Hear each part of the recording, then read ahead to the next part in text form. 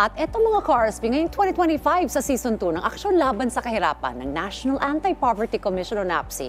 Makakasama po natin tuwing Martes at Huwebes sa Rise and Shine Pilipinas ang iba't ibang kinatawan po ng mga ahensya at lokal na pamahalaan upang pag-usapan po ang mga interventions ng gobyerno sa pagpuksa sa kahirapan.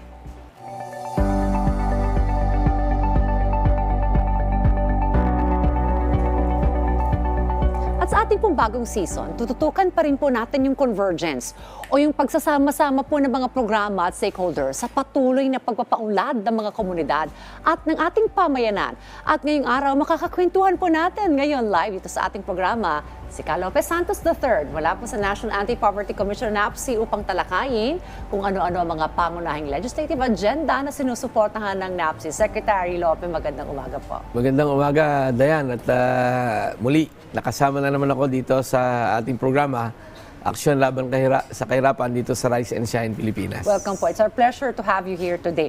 Alright, well, ngayong 20th Congress po, Ka Lope, ay kabilang sa mga isinusulong po yung mga amendments doon po sa RA 8425. Ano-ano po itong mga amendments na ito at bakit po ito mahalaga para rin po sa NAPSI? Yung Republic Act 8425 or Social Reform and Poverty Alleviation Act, ito yung batas na nagtayo ng National Anti-Poverty Commission. Kaya napaka-importante at natutuwa tayo merong tumitingin para sa posibilidad na palakasin pa yung batas para magkaroon ng mandato, dagdag na mandato at mga ilang pagbabago na panukala doon sa National Anti-Poverty Commission. Ano-ano po itong mga dagdag na mandato para mas mapalakas pa po natin ang NAPSI? Una, merong gustong idagdag na mga sektor, no? Halimbawa ay yung solo parent dahil merong Solo Parent Act at ito ay kinikilala na rin hanggang mga local government units na merong pangangailangan o suporta na kailangan doon sa solo parent at ito ay maganda na maisama doon sa mga pagbalangkas ng mga patakaran, no? Sa bahagi naman ng NAPSI ay gusto rin namin idagdag yung migrant workers, no?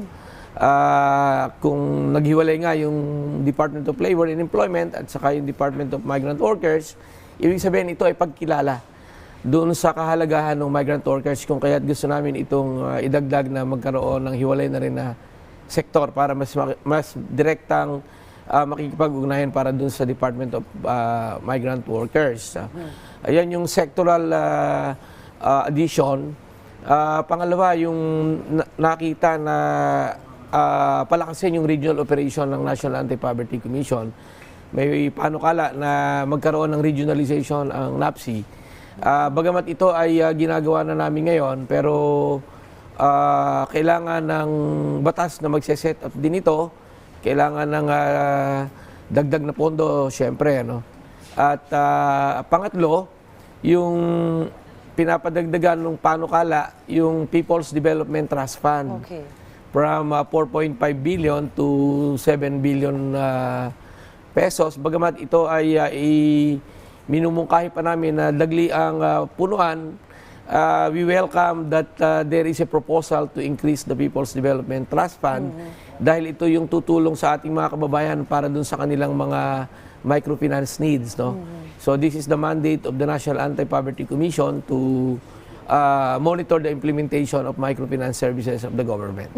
Alright, so sectoral, yung representation. So from 14, gusto po natin maging 16 ito. Yeah, oo, ganon. may panukala na gano'n, no? So yung solo parents po ba and saka migrant workers, saan po sila incorporated as of the moment? Yung solo parent, mainstream ito sa halos lahat ng sektor. Merong solo parents sa farmers, marami dyan siyempre dun sa women sector, but meron din yan sa workers. Okay. Yung migrant workers naman ngayon ay kasama dun sa formal labor and migrant workers sa sector ng National Anti-Poverty Commission. So kapag ka nahiwalay at na-identify sila specifically, mas matututukan yung mas kanilang matututukan mga at magiging specific yung advocacy at saka mga program monitoring natin. Now, when it comes to strengthening regional operations, sabi niyo po, Ka Lope, ito ay kasalukuyan na rin pong ginagawa ng NAPSI. In what ways and means po natin ito napapalakas po itong mga regional operations as of the moment? Well, ang formation ng NAPSI ngayon ay national, but with the basic sector, we organize the Regional Basic Sector Coordinating Council. So nakaset up na ito sa 18 region at gusto namin itong tapatan din ng isang institutional mechanism na kasama rin yung national government. So we organize regional coordinating offices sa tulong ng national government agencies. Halimbawa, Region 2, yung DTI, binigyan kami ng opisina. Okay. Sa CAR at saka sa Region 5, yung DSWD, binigyan din kami ng opisina. Sa Region 10, yung Department of Agriculture, no? At yung ibang ahensya ay nag-offer din like DILG, baka magkaroon kami ng opisina sa Region 6 at saka Region 7. No? So, yung lahat ng regions ay nakaprograma kami na mag-set up ng Regional Coordinating Office, bagamat sa ngayon ay yung Regional Basic Sector Coordinating Council are all in place. So habang inaantay po natin itong mga panukalang ito, yung mga amendments na ito, ay paano po makatutulong yung mga local government units po, Lope, to strengthen these regional operations? Ang papel ng local government units ay yung pag-organize ng Local Poverty Reduction Action Committee at saka formulation and implementation ng local poverty reduction action plan in accordance with Magna Carta of the Poor. So doon nakatutok yung mga LGUs and natutuwa kami, meron ng mga LGUs ngayon na nakapag-organize ng kanilang Local Poverty Reduction Action Committee at nakapagsimula na nung proseso para dun sa Local Poverty Reduction Action Planning kung saan yung basic sector ay tampok din yung representation and participation sa governance at the local levels. Okay. Maiba naman tayo, Lope. Ano pa po yung mga legislative agenda na sinusuportahan po ng NAPSI? Una, itong National Land Use Act, no?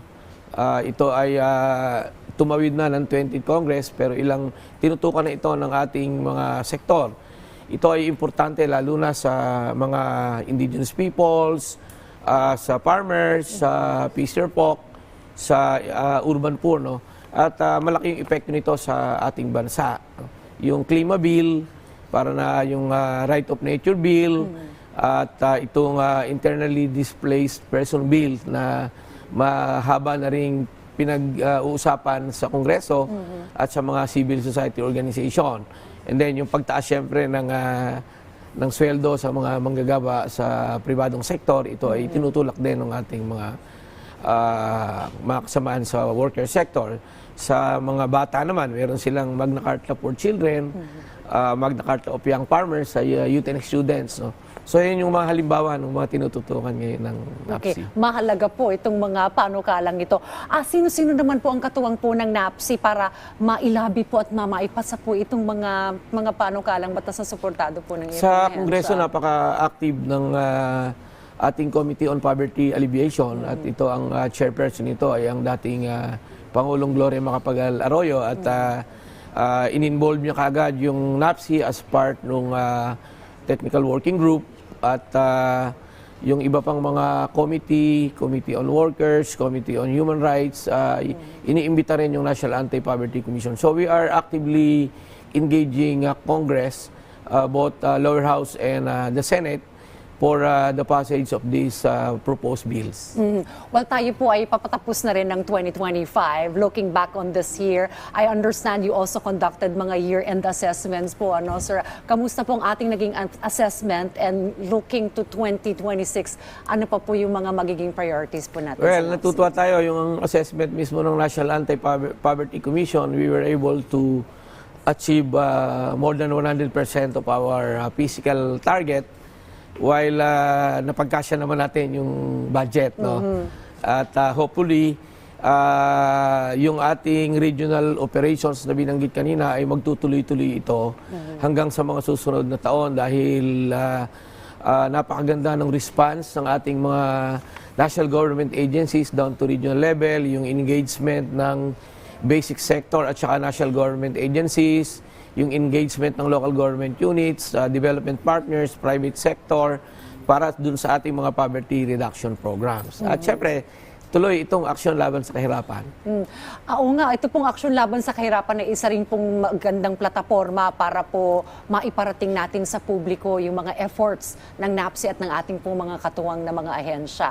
Ano po ang inyong pong mensahe as we close 2025 sa ating pong mga kasama syempre sa mga batayang sektor at siguro direktiba na rin po as we go to 2026. Well, babati tayo ng maligayang Pasko sa lahat ng mamamayang Pilipino.